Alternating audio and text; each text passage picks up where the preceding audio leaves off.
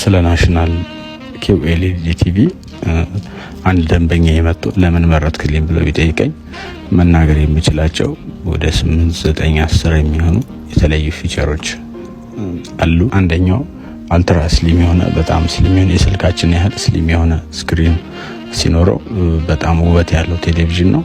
ሁለተኛው ቦርዱ ነው። ቦርዱ የናሽናል ቴሌቪዥን ቦርድ ትልቅ ፋን ያለው ሲሆን በሙቀትም ሆነ ረጅም ሰዓት በመጠቀም የማይገል ሲሆን ላዩ ላይ ሪሲቨር የተገጠመለት መሆኑ የበለጠ አማራጭ ይሰጠናል።